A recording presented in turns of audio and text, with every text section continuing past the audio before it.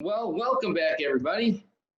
I believe it's Tuesday here at Placed in Shelter with your host, Ryan Catarozoli. We've got a great show lined up for today. And first off, we're going to do a little quarantine update. It's warm. It's really warm here. And my backyard, I think I told you, looks like the poor version of Wisconsin Dells. I've got a bunch of $8 inflatable pools and sprinklers set up, but it keeps the kids occupied, so that's good.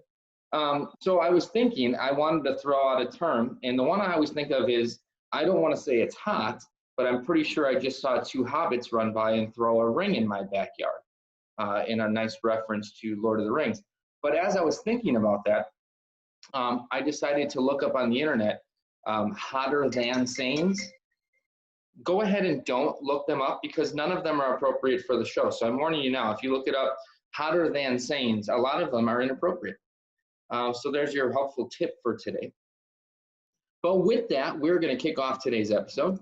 And today's episode is going to be a cool one because it's going to be Customer Service 101. And look at the lovely pictures we have here. That's Ashley Christian on the left and Jessica Virgen on the right. And Jessica's actually joining us today. She's not going to come on. However, if we do have questions for her at the end, she is here and readily available to help answer some of those questions. The first thing I want to do is share a screen. And this is our customer service team. So before we do this, I just want to give a quick shout out to them. Obviously, you can see here Jessica Blauwith is our Director of Customer Service. Ashley, Jessica, Miriam, a lot of people have known. A lot of specialist roles and coordinator roles. In fact, I think some of them have been here long enough to actually have their doctorate in customer service. Shelly, Kayla, Nicole, Julie, Megan, Patrick, Katie, Sarah. There's a few more on the import side that I'm forgetting. Carmen, Kyle. Big shout out to those guys. But today's episode is going to be all around our Customer Service 101.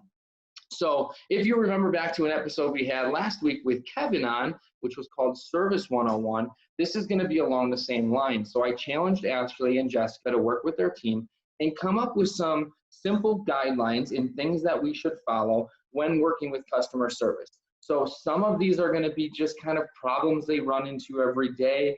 Sometimes it'll just be tips and pointers on how to get better service faster. You know, there's a lot of things that are going to come up on this list where you may save yourself several phone calls. You'll call into customer service will ask you for certain information. You'll have to then go back to the customer and ask for that information, then come back to customer service and give them that information. And all that back and forth is obviously a toll on your time, and time is money. So using this list and in no particular order, we're just going to give you some pointers on how to work with customer service and really take it to the next level, save yourself some time, save yourself some money.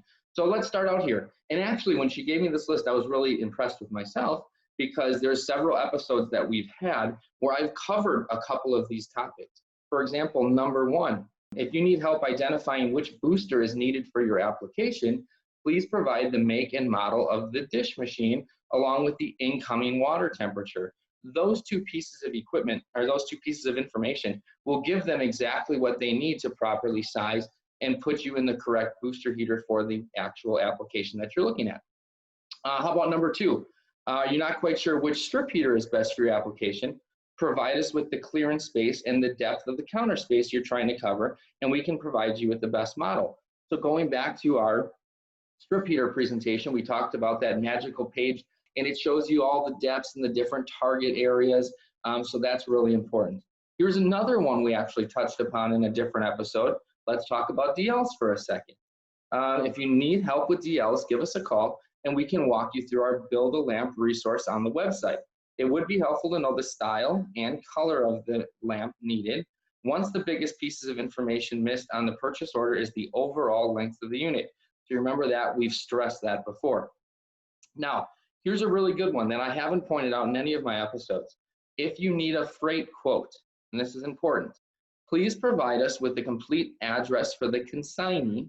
This way we'll be able to provide the most accurate quote to you. Now, please let us know if they will be needing any special services. This is missed all the time. Special service include things like liftgate service, appointment needed. Inside delivery, that's another one. Sometimes if you have it being delivered to a school, it's a special area. If it's a government project, sometimes they're going to need clearance to get on site. Those are all things that are valuable upfront, so you don't have any mysterious bills coming after the fact. Number 5, a reminder that you have 120 days from the invoice date to return a Hatco unit. If you should also be returned in its original packaging. And if you want to return a unit, please provide us with the serial numbers of the unit. This way we can get an MRA paperwork out to you quickly. Do you remember in the service when we talked about that serial number being really important? Let's keep that up. Always a serial number, okay? Now, this one goes hand in hand with that. If you want to replace an existing unit in the field, give us the serial number or the item number, and that will allow us to actually set you up with the exact same piece of equipment. Oftentimes, I've gotten calls, our other regionals will get calls, and they'll say, we need to replace an existing unit, and we'll get a model number. And as you've learned, if you've been on any of these episodes, there's so many configurations within models and within families that these are going to be the things that you need to help out customer service. Number 7, if you're unsure of the model number you're looking to provide, provide, take a picture of the unit or provide the manufacturer's model number. We'll help identify the Hatco unit. So what they're saying here is, if we're trying to have an alternative or trying to compare one of our Hatco models to an existing manufacturer, to an alternative manufacturer, if you're able to provide that model number, we can then look up and try to give you the closest Hatco model to the existing piece of equipment that they're already using. Number 8, wondering when your order is shipping or if it's already shipped, you can look this up on the registered user site. Here's one I forget all the time. I never use it and I need to. I'm already set up on there. If you're not set up on there, simply give customer service a call and they'll have no problems walking you through the process. And on that website, you can get all sorts of information from shipping times, when the unit's actually going to be built, what the schedule looks like. So there's a lot of information on the registered user site. 9, if you give us a call for a status update, please have the purchase order ready.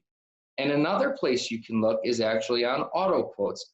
Auto Quotes does have all of the updated information, and I believe I'm correct in saying that we update that information every 15 minutes. So it should be right up to date. Let's see here, number 11. Have a question on what model are offered in Hatco's Quick Ship program. Everything that's Quick Ship can be found on pages 220 to 225.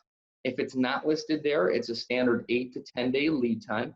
If you are looking through the catalog, you can also identify Quick Ship by the little check mark listed next to each one of the model numbers. That will tell you that it's a Quick Ship item. Those items will ship out the same day if the order is received before noon Central Time, and that same day it'll ship out. And then last but not least, did you know that we have a chat function on our website?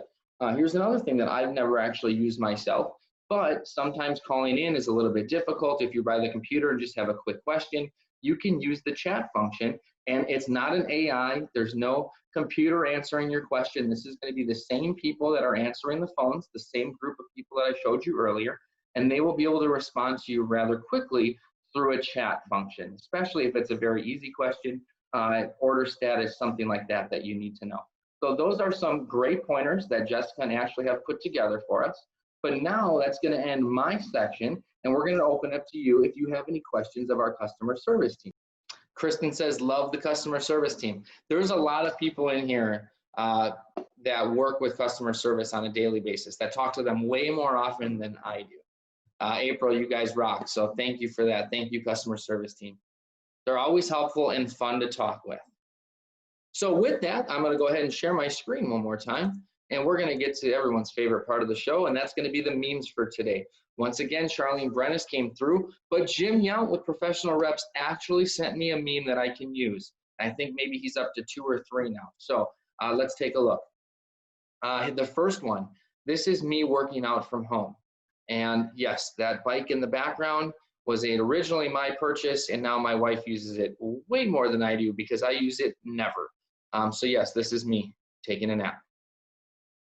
Here's one, dear bartender, don't be offended if we ask, is there any liquor in this drink? Please remember, we've been making our own for the last 9 weeks. Just saying. And if you're like me here in Wisconsin, a drink that you make at home is at least half and half. And the last one that came to us from Jim, and maybe one of my favorites I've seen, I bet Canada feels like they live above the apartment, live in the apartment above a meth lab. Because, you know, yeah, it's crazy out there. So I hope everybody is safe and healthy and we can get through this. So that's going to wrap up today's episode. If you are watching on YouTube and want to be a part of the conversation, join in Monday through Friday at 3 p.m. Central Time. Simply use the link in the description below. If you're subscribed to Hatco and you want to get notifications, hit the bell notification down here and they'll let you know every time that we post a new video. And as always, let us know you're enjoying the content by liking, sharing, and subscribing. Thanks, everybody. Have a great day.